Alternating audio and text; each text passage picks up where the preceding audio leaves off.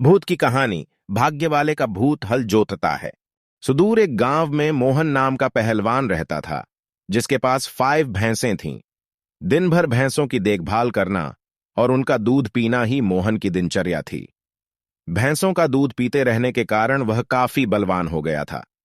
मोहन अपने बचाव और सहारे के लिए एक लोहे की छड़ हमेशा साथ रखता था। इस कारण कोई भी मोहन को एक बार देख लेता तो उसकी हृष्ट-पुष्ट काया व शक्तिशाली शरीर को देखकर डर जाया करता था।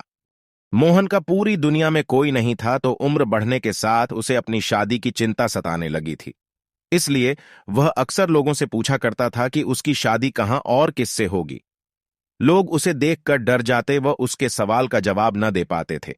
इस पर मोहन उनके साथ मारपीट किया करता था, जिसके चलते लोगों ने उस रास्ते से ही गुजरना बंद कर दिया था। एक बार किसी दूसरे गांव का एक ब्राह्मण और एक हमाम किसी विवाह समारोह में शामिल होने जा रहे थे। रास्ते में उन्हें मोहन मिल गया। मोहन ने ब्राह्मण को देखा तो उसने दोनों को अपने पास बुलाते हुए कहा कि आप तो मुझे ज्ञानी नजर आते हो, बताइए मेरी शादी कब और कहां होगी। इस तरह पहलवान का सवाल सुनकर दोनों ठिठक गए। हमाम काफी चतुर था। उसने सोचा कि अगर हम इससे बहस करेंगे तो इसके बल के आगे हमारा कोई मुकाबला नहीं। हमाम को एक तरकीब सूझी और उसमें दूर एक ताड़ के पेड़ की ओर उंगली से इशारा करते हुए कहा कि आपकी शादी वहीं होगी। हमाम की बात सुनकर मोहन फूला नहीं समाया और प्रसन्न होकर उसने अपनी 5 भैंसें दोनों को दान में दे दी और ताड़ के पेड़ की दिशा में चल पड़ा। उस ताड़ के पेड़ के पास एक महिला अपने पति व एक बच्चे के साथ रहती थी। उसका पति बड़ा ही धूर्त व आलसी किस्म का शख्स था और उसे बात बात पर झूठ बोलने की आदत थी। इस वजह से वह महिला अपने पति से बेहद परेशान रहती थी। काफी दूर तक पैदल चलने के बाद जब मोहन ताड़ के पेड़ के पास पहुंचा तो वह औरत घर के बाहर निकली। घर के आंगन में प्रवेश करते हुए मोहन लड़खड़ा कर गिर पड़ा और उसका एक हाथ औरत के गाल पर तमाचे की तरह लग गया। औरत को लगा कि पहलवान जरूर उसके पति को जानता होगा। अपने एक हाथ से गाल मलते हुए औरत ने पहलवान को अतिथि कक्ष में बैठने के लिए कहा और उसे जलपान कराने लगी। इतने में औरत का पति वहां पहुंच गया। एक पराये मर्द के साथ अपनी पत्नी को देखकर वह गुस्से से मोहन की ओर इशारा कर पत्नी से पूछने लगा कि यह शख्स कौन है। औरत ने डरते हुए कहा कि उसे लगा कि वह परिचित है, इसलिए उसने उसे भीतर आने दिया। अपनी पत्नी की बात सुनकर वह शख्स और भी क्रोधित हो गया और लड़ने के लिए मोहन की ओर झपका। शख्स को रोकने के लिए मोहन ने अपने लोहे की छड़ उसके सिर पर रख दी, जिससे वह आदमी वहीं मर गया। यह सब दृश्य देखकर उसकी पत्नी रोने लगी। माहौल को देखकर पहलवान वहां से जाने लगा तो उस औरत ने मोहन को रोक लिया और कहने लगी कि उसके पति के अलावा घर में कमाने वाला कोई नहीं था और उनकी मृत्यु के बाद अब तुम्हें हमारे साथ ही रहना होगा। इसके बाद मोहन उस औरत के साथ उसी घर में रहने लगा। मोहन को भैंसों का दूध पीने के अलावा कोई काम नहीं आता था। ऐसे में कुछ दिन बाद जब घर का राशन खत्म होने लगा तो महिला ने उससे कहा कि वह बाहर जाकर कुछ कमा कर लेकर आए या फिर राजा के पास जाकर खेती के लिए जमीन मांग ले ताकि वह खेती कर अपना भरण पोषण कर सके। महिला की बात सुनकर पहलवान अपने लोहे की छड़ उठाए राजमहल की ओर चल पड़ा। राजमहल के पास पहुंचने पर सभी द्वारपाल और सैनिक मोहन की काया देखकर डर से कांपने लगे और तुरंत राजा तक सूचना पहुंचाई कि कोई बलवान हाथ में लोहे की छड़ लिए महल की ओर बढ़ता चला आ रहा है। सूचना पाकर राजा ने तुरंत अपने मुंशी को बुलाया और उसे तत्काल पहलवान के पास जाकर आने का कारण पूछने को कहा। पहलवान मुंशी को खेती के लिए जमीन मांगने की अपनी विनती बताता है।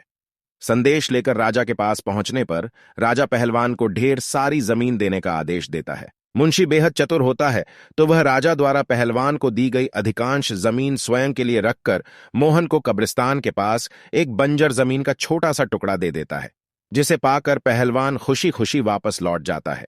उस बंजर जमीन के पास के बीच में एक पीपल का पेड़ होता है, जिस पर भूतों का बसेरा होता है। जमीन को फसल उगाने योग्य बनाने के लिए जब पहलवान जुताई शुरू करता है तो पेड़ के कारण उसे खेत जोतने में परेशानी आने लगती है। मोहन उस पेड़ को उखाड़ने की ठान लेता है और अपनी लोहे की छड़ से उस पर प्रहार करता है, जिससे करीब 150 भूत पेड़ से नीचे गिर जाते हैं और गुस्से से पहलवान की ओर लड़ने के लिए दौड़ते हैं। पहलवान अपनी छड़ से सभी भूतों के छक्के छुड़ा देता है। पहलवान से जीतना असंभव जानकर भूत मोहन के सामने पेड़ न काटने की गुजारिश करने लगे। भूतों ने कहा, यह हमारा घर है, हम कई साल से यहां रह रहे हैं, हमारे घर को मत उजाड़ो। भूतों ने इसके बदले खेतों में काम कर उपज मोहन के घर पहुंचाने का प्रस्ताव रखा। मोहन को भूतों पर दया आ जाती है और वह उनका प्रस्ताव स्वीकार कर घर चला जाता है। इसके बाद से भूत समय समय पर पहलवान के घर हर फसल पहुंचाने लगे। एक बार उन भूतों का गुरु उनसे मिलने आता है। सभी भूतों को दुबला पतला व कमजोर देखकर वह उनकी दुर्दशा का कारण पूछता है। भूतों से पूरा वृतांत सुनकर गुरु पहलवान को सबक सिखाने की ठानता है और उसके घर की ओर चल पड़ता है। भूतों का गुरु एक बिल्ली का रूप धारण कर पहलवान पर हमला करने की योजना बनाता है। उन दिनों पहलवान के घर में रोज एक बिल्ली रसोई में घुसकर सारा दूध पी जाती थी, जिससे वह काफी परेशान था। उस दिन पहलवान भी उस बिल्ली को सबक सिखाने के लिए दरवाजे के पीछे छिपकर बिल्ली का इंतजार कर रहा होता है। जैसे ही बिल्ली के रूप में भूतों का गुरु कमरे में प्रवेश करता है, पहलवान उस पर प्रहार कर देता है। पहलवान के प्रहार से भूतों के गुरु की कई हड्डियां टूट जाती हैं और वह अपने असली रूप में आकर अपनी जान बख्शने का निवेदन करने लगता है। मोहन ने भूतों के गुरु को छोड़ने पर खुद के लिए सजा चुनने के लिए कहा। ऐसे में भूतों के गुरु ने कहा कि उसे बख्शने पर वह राशन की मात्रा दोगुनी कर देगा। भूतों के गुरु की इस बात पर कुछ देर विचार करने के बाद पहलवान उसे छोड़ देता है। पहलवान के घर से निकलकर भूतों का गुरु सीधे अपने शिष्यों के पास जाता है।